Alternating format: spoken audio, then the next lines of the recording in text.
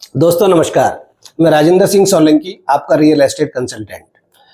जैसा कि आप जानते ही हैं, मैं आपके लिए जयपुर रियल एस्टेट से रिलेटेड अलग अलग टॉपिक्स पर वीडियोस लेकर के आता हूं। आज का जो ये वीडियो है ये बहुत ही इंपॉर्टेंट टॉपिक पर है, क्योंकि हमारे पास बहुत सारे क्लाइंट्स आते हैं जिनमें से ज़्यादातर क्लाइंट्स जब प्रॉपर्टी परचेज कर रहे होते हैं तो उनका एक कंसर्न होता है कि हमें इस प्रॉपर्टी पर कितना अमाउंट खुद देना होगा और कितने का हमें लोन मिल जाएगा। और ये जेन्युइन कंसर्न है और ज़्यादातर क्लाइंट्स के साथ में ये होता है। तो हमने सोचा क्यों ना इस टॉपिक पर एक 5 से 6 मिनट का इन डेप्थ वीडियो बनाया जाए और आपकी जानकारी बढ़ाई जाए। यदि आपको ये जानकारी अच्छी लगे तो प्लीज़ इस चैनल को सब्सक्राइब कीजिएगा, लाइक कीजिएगा और अपने फ्रेंड सर्कल में शेयर करना बिल्कुल भी मत भूलिएगा। तो चलिए हम इस टॉपिक पर आते हैं। तो मेन चीज़ ये है कि जब भी आप जयपुर में कोई प्रॉपर्टी प्लान करते हैं तो सबसे पहले आपको प्लान करना पड़ता है अपना बजट। आपके पास कितने अमाउंट की व्यवस्था है और बैंक आपको कितने अमाउंट का लोन दे सकता है। और इस असमंजस में काफ़ी सारे लोग या तो प्रॉपर्टी देखने ही नहीं जाते हैं या डिसीजन नहीं ले पाते हैं। यदि आपको ये चीज़ क्लियर हो जाए कि आप जयपुर में एक प्लॉट अफोर्ड कर सकते हैं, आपके पास जो करंट पैसे की व्यवस्था है उसी में, तो डेफिनेटली आपको बहुत बड़ी हेल्प होगी अपने लिए या अपने किसी जानकार के लिए प्रॉपर्टी फाइनल करने में। तो सबसे इंपॉर्टेंट चीज क्या है कि हम इन पे कौन कौन से वो पॉइंट्स हैं जिन पर आपको ध्यान देने की जरूरत है, जिससे कि आपको इस टॉपिक से रिलेटेड काफी सारी चीजें क्लियर हो जाएंगी।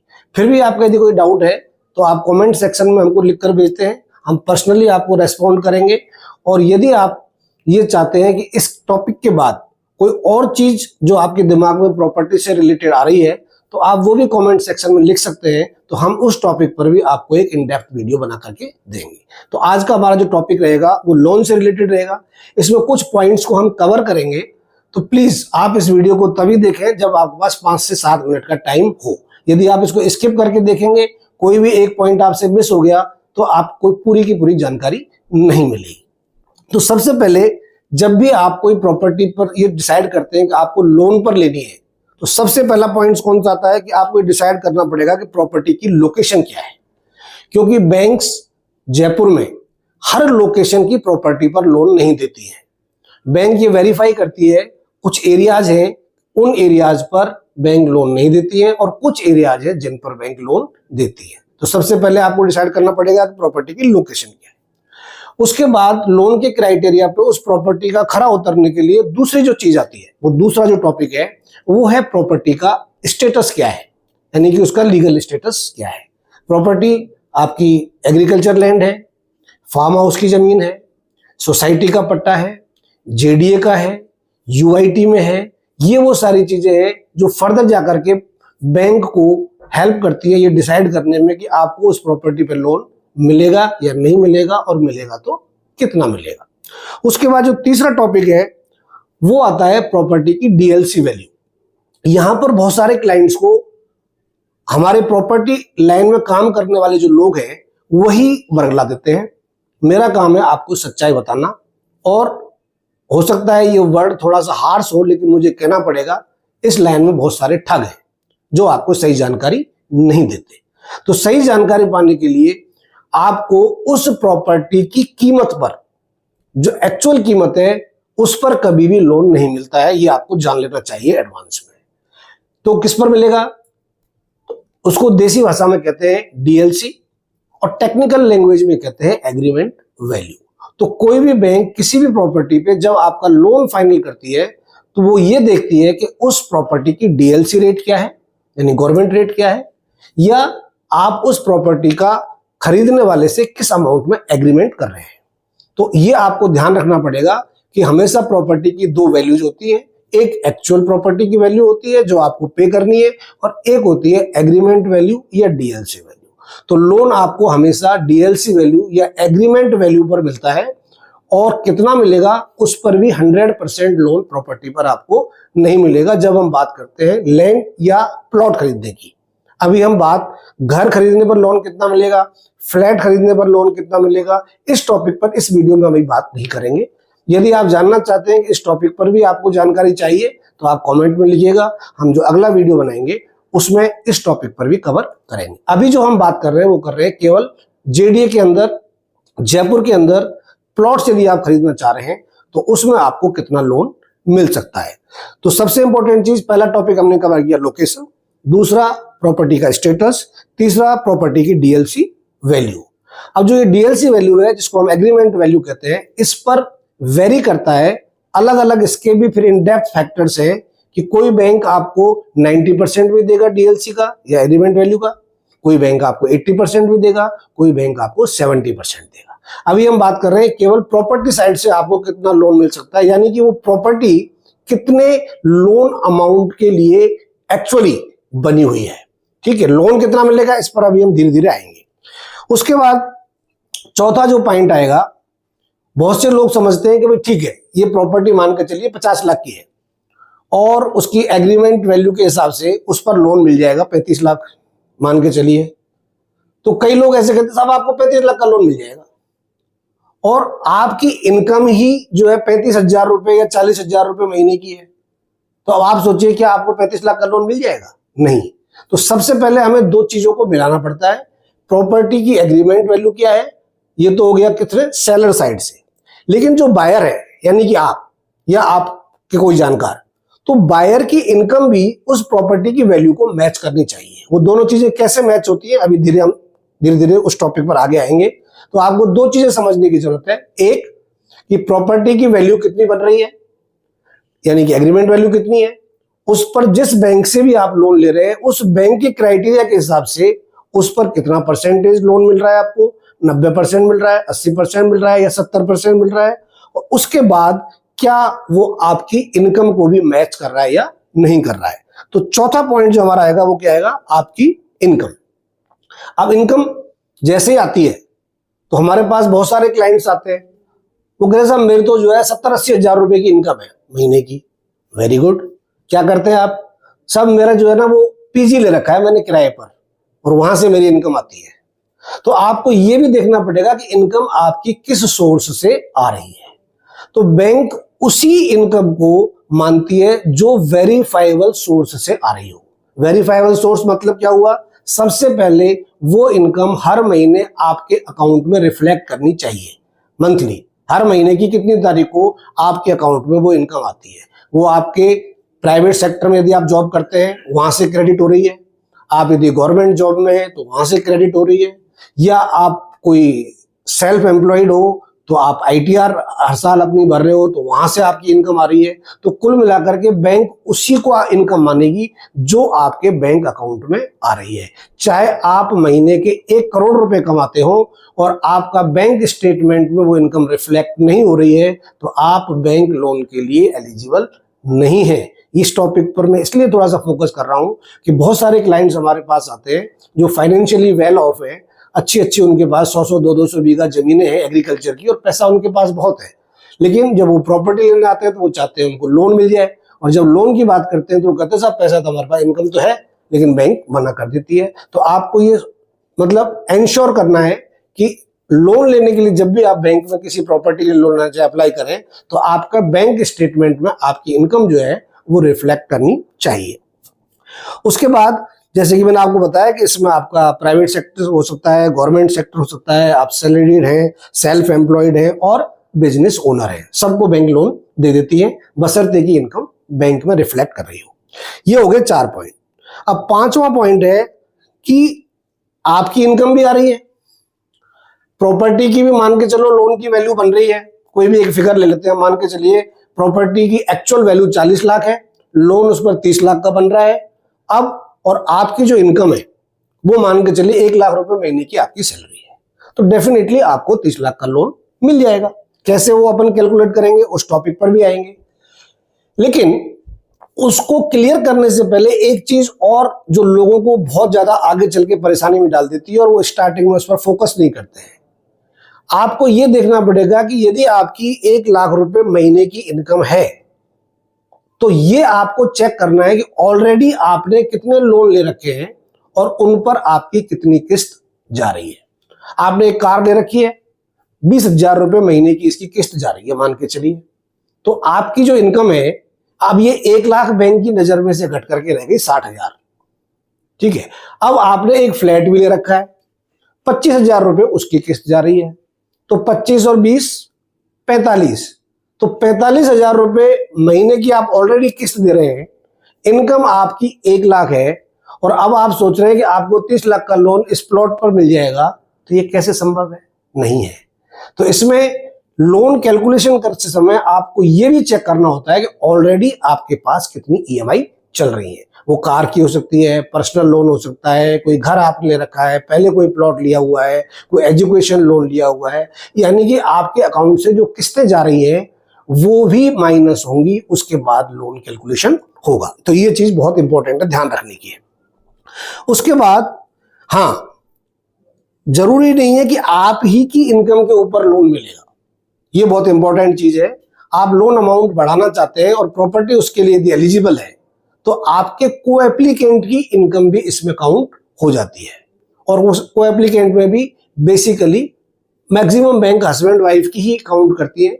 कई बार ऐसा होता है कि ब्रदर की, अगर वो अनमैरिड है या फादर है, तो उनकी भी इनकम कई बैंक कंसीडर कर लेती है। पर नॉर्मली आप ये मान के चलिए कि हस्बैंड वाइफ की दोनों की कलेक्टिव इनकम जो है उसके ऊपर ईएमआई की एलिजिबिलिटी बैंक्स बनाती हैं, जिनमें से एक एप्लीकेंट होगा और एक को एप्लीकेंट होगा।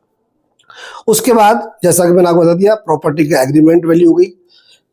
बैंक टू बैंक ये वेरी करता है, ये फिक्स नहीं है। कोई बैंक आपको एग्रीमेंट वैल्यू पर 90% भी देता है, कोई 80% भी देता है, और कोई 70% भी देता है। लेकिन नॉर्मली हम अगर स्टैंडर्ड देखें तो किसी भी प्रॉपर्टी की यदि एग्रीमेंट वैल्यू, ध्यान दीजिएगा, यदि एग्रीमेंट वैल्यू 30 लाख रुपए से कम है, तो कई बैंक ऐसी है उस पर आपको 90% तक भी लोन दे देती है। और यदि उस प्रॉपर्टी की एग्रीमेंट वैल्यू 30 लाख रुपए से ज्यादा है, तो कोई भी बैंक आपको 80% से ज्यादा लोन नहीं देगी, 75 और 70% तक भी दे देगी। ठीक है, तो ये एक फिगर आपको याद रखना है। 30 लाख तक की एग्रीमेंट वैल्यू जिस प्रॉपर्टी की भी बनेगी, उस पर 90% तक भी लोन हो जाता है। उसके बाद ये सारी चीजें जानने के बाद लोन हम कैलकुलेट कैसे करेंगे, तो इसका एक सिंपल सा फार्मूला मैं आपको बताता हूं। उन लोगों के लिए जो व्यापारी है या सेल्फ एम्प्लॉयड है और आईटीआर भरते हैं रेगुलरली, उनका एक सिंपल सा कैलकुलेशन है, आपकी साल की आईटीआर की इनकम कितनी है। एक एग्जांपल से समझते हैं। मान के चलिए आपकी एनुअल इनकम जो आईटीआर जा रही है वो जा रही है 10 लाख रुपए सालाना। ठीक है, तो बैंक सीधा सा क्या कैलकुलेट करेगी, इसको आप 5 से मल्टीप्लाई कर दीजिए। ये मल्टीप्लाइंग फैक्टर आपको ध्यान रखना है, मल्टीप्लाई बाई 5, यानी 10 लाख को हमने 5 से गुणा किया, 50 लाख। आज की तारीख में जिस व्यक्ति की आईटीआर से इनकम 10 लाख रुपए सालाना है, उसको बैंक प्रॉपर्टी खरीदने के लिए 50 लाख तक का लोन दे देगी, बशर्ते कि उस प्रॉपर्टी की एग्रीमेंट वैल्यू के हिसाब से भी 50 लाख का लोन बन रहा हो। ठीक है, अब इस 50 लाख का लोन लेने के लिए ये आपको सुनिश्चित करना है कि ऑलरेडी कोई किस्तें ना चल रही हो। यदि ऑलरेडी कोई किस्तें चल रही हैं तो फिर ये लोन धीरे धीरे कम होता जाएगा, और 50 लाख पे जैसे मैंने आपको लोन बताया 10 लाख की इनकम पर, ऑलरेडी आपने कहीं से मान के चलिए 20 लाख का लोन ले रखा है, या लोन तो 5 लाख का ही है और किस्त जा रही है 20,000 की, तो वो भी 20 लाख का ही कंसीडर होगा। ठीक है, कई बार ऐसा नहीं होता है कि मेरी 50 लाख की लोन की एलिजिबिलिटी बन रही है, 5 लाख का मैंने कहीं से लोन ले रखा है तो मुझे 45 लाख का लोन मिल जाएगा। कुछ लोग ऐसे भी कैलकुलेट कर लेते हैं, तो ये भी गलत है। इंपॉर्टेंट चीज ये है कि जो 5 लाख का लोन आपने लिया है उस पर हर महीने किस्त कितनी जा रही है। यदि वो लोन लिया है आपने मान के चलिए 3 साल के लिए या 5 साल के लिए, और किस्त जा रही है उस पर मोटी, तो वो उस हिसाब से कैलकुलेट किया जाएगा। तो केवल ये नहीं है, कई बार लोग ये भी कहते हैं कि अच्छा साहब मुझे 50 लाख का लोन मिल जाएगा, तो मैंने 10 लाख का लोन कार पे ले रखा है तो 40 लाख को मुझे प्रॉपर्टी पर मिल जाएगा। लेकिन वो 10 लाख का कार पे जो आपने लोन लिया है वो आपने लिया है 5 साल के लिए, और उस पर किस्त जा रही है आपकी मान के चलो 20,000 या 22,000, तो वो तो बैंक की नजर में 22 लाख का लोन हो गया। ठीक है, तो ये भी चीज बिल्कुल ध्यान रखने की है। तो ये सब चीजें मैच करने के बाद, और यदि आपको डिटेल में कुछ चीजें अगर समझ में नहीं आ रही हो और आप डिटेल में जानकारी जानना चाहते हैं, तो इस वीडियो में आपको एक नंबर मिलेगा जिस पर रेगुलर चल रहा है। उस नंबर पर आप कॉल करके हमारी टीम से कंसल्ट करके लोन कितना आपको मिल सकता है उसकी जानकारी ले सकते हैं। जरूरी नहीं है कि आपको प्रॉपर्टी हमसे लेनी है, हम आपके जेन्युइन कंसल्टेंट हैं और आपको जेन्युइन जानकारी दे रहे हैं। हम समाज में ये जानकारी बढ़ाना चाहते हैं कि हर व्यक्ति को ये पता होना चाहिए कि मेरी लोन की एलिजिबिलिटी क्या बन रही है, जिससे कि आपको कोई गुमराह ना कर सके, आपको कोई फेक जानकारी ना दे और आपको एकदम से जो है होप दिला दे कि नहीं सब हो जाएगा, मिल जाएगा। क्योंकि जब आप उम्मीद बांध लेते हैं और उसके बाद आपका कुछ खर्चा भी हो जाता है, लोन में, फाइल में, विजिट में, आने में, जाने में समय भी खर्च होता है, पैसा भी खर्च होता है, और जब लास्ट स्टेज पर आपको मालूम चले कि नहीं आपको इतना नहीं इतना लोन मिलेगा, तो उस समय जब उम्मीद टूटती है, हताशा आती है, तो बहुत पेन होता है और बहुत कष्ट होता है। और वो आदमी जो आपको शुरू से लेकर लास्ट तक झांसा दे रहा होता है, वो पल्ला झाड़ लेता है, साहब मैं क्या कर सकता हूँ, बैंक वालों से आप बात करिए। तो इसलिए आप ज्यादा से ज्यादा लोगों को इस वीडियो को सर्कुलेट कीजिए कि आप खुद ही एनालाइज कर लेना अपना। स्टार्टिंग में पहले ही स्टेप पर यदि आपको मालूम चल जाए कि आप जो प्रॉपर्टी प्लान कर रहे हैं उसके लिए आपको इतना लोन मिल जाएगा, तो आप अपने बाकी के पैसे की व्यवस्था कर सकते हैं और इजीली बिना किसी हेडेक के पीस ऑफ माइंड से आप अपनी प्रॉपर्टी परचेज कर सकते हैं। तो ये तो हुई लोन से रिलेटेड जानकारी। इसके बाद जो नेक्स्ट क्वेश्चन आता है, बहुत सारे क्लाइंट्स हमसे कहते हैं साहब बैंक वाले का नंबर दे दो, हम उससे बात करना चाहते हैं। तो बात करने के लिए क्या है, एक तो आप ये जानना चाहते हो कि भाई लोन कितना मिल जाएगा, दूसरा जो स्टार्टिंग में ही हम जानना चाहते हैं वो सबसे इंपॉर्टेंट चीज है और होनी भी चाहिए। हर किसी का एक कंसर्न होता है कि जो लोन मुझे मिलेगा उस पर बैंक ब्याज कितना लेगा, ये हर क्लाइंट का होता है और होना भी चाहिए, ठीक है। तो ब्याज की जो कैलकुलेशन है ये बड़ी टिपिकल है। क्यों? ये वेरी करती है कुछ मल्टीपल फैक्टर्स पर। पहला फैक्टर जिस पर ये वेरी करेगी वो है कि आपकी प्रॉपर्टी का स्टेटस क्या है, क्या वो सोसाइटी की प्रॉपर्टी है या वो जेडीए की प्रॉपर्टी है, तो उस पर वेरी करेगा। 1 से 2% का उसमें फर्क आ जाता है। जेडीए की जो प्रॉपर्टी होगी उस पर सीधी सी बात है बैंक कम ब्याज लेगी, क्योंकि उसका बैंक का पैसा सिक्योर है और प्रॉपर्टी का टाइटल क्लियर है। यदि आप सोसाइटी में लेंगे तो उस पर आपको 2% 3% नॉर्मल ब्याज से ज्यादा ब्याज देना पड़ेगा। सपोज जेडीए की प्रॉपर्टी आप खरीद रहे हैं और आपका ब्याज लग रहा है उदाहरण के लिए 8.5%, और वहीं आप उसी बैंक से यदि कोई सोसाइटी पट्टे की प्रॉपर्टी लेते हैं और वो बैंक अप्रूव भी कर देती है, उसके क्राइटेरिया में यदि वो फिट हो रही है, तो वहां हो सकता है आपको 10.5, 11.5, 12% तक भी आपको इंटरेस्ट रेट लग जाए। अब ये सुनने में 1%, 2%, 3% बहुत कम लगता है, लेकिन जब 10-15 साल का टेन्योर आप देखेंगे तो ये 2%, 3% का जो डिफरेंस है ये 5, 7, 10 लाख रुपए एक्स्ट्रा आपको पे करवा देता है। तो इसका भी आपको ध्यान रखना है प्रॉपर्टी सेलेक्ट करने से पहले। तो रेट ऑफ इंटरेस्ट बहुत इंपॉर्टेंट है। दूसरा, रेट ऑफ इंटरेस्ट वेरी भी करती रहती है। वो जो रेपो रेट है आरबीआई का, वो कभी कम होता है, कभी ज्यादा होता है। अभी रेपो रेट धीरे धीरे 2 बार से घटा है, तो डेफिनेटली ये रेटें कम हो रही हैं। जैसे ही आरबीआई रेपो रेट बढ़ाती है तो वो बढ़ जाती है। इसमें 2 तरह के होते हैं, एक होता है फ्लेक्सिबल, एक होता है फिक्स। वो फिर उस टॉपिक का अलग टॉपिक चला जाएगा, तो हम डेप्थ में जाएंगे तो वीडियो लंबा हो जाएगा। तो अब मैं वीडियो को ज्यादा लंबी नहीं बनाना चाहता, इस वीडियो में आपको इतनी ही जानकारी देना चाहता था। नेक्स्ट वीडियो जो इसका आएगा इसी टॉपिक से रिलेटेड, उस पर हम इन डेप्थ गहराई में जाके बात करेंगे रेट ऑफ इंटरेस्ट और ईएमआई, वो कैसे कैलकुलेट होती हैं, क्या फैक्टर्स उनमें दिए जाते हैं और कैसे आप बेनिफिट उठा सकते हो उस जानकारी का, कि कौन सी चीजें दुरुस्त करके, ठीक करके या जानकारी बैंक को दे करके आप औरों से बेहतर डील ले सकते हैं। आजकल आपको स्मार्ट कंज्यूमर या स्मार्ट कस्टमर बनना है और बैंक में इंटरेस्ट रेट को लेकर के आपको हार्ड बार्गेनिंग करनी है उस व्यक्ति के साथ जिससे आप लोन ले रहे हैं। क्योंकि स्टार्टिंग में 1-2% आपको सुनने में कई बार जो है कम ज्यादा लगता है, लेकिन लॉन्ग रन में आपको बहुत एक्स्ट्रा पैसा या तो एक्स्ट्रा पे करना पड़ता है या आप बहुत सारा पैसा बचा सकते हैं। तो अगले टॉपिक में ईएमआई कैसे कैलकुलेट होती है, इंटरेस्ट रेट का क्या कंसेप्ट है, इस सब पर हम बात करेंगे। आज हमें जो बात करनी थी कि आपकी लोन की जो एलिजिबिलिटी है वो कैसे निकाली जाती है। तो फाइनली आपको मैं समझता हूं कि मैंने जो भी जानकारी दी है वो आपके काम आएगी।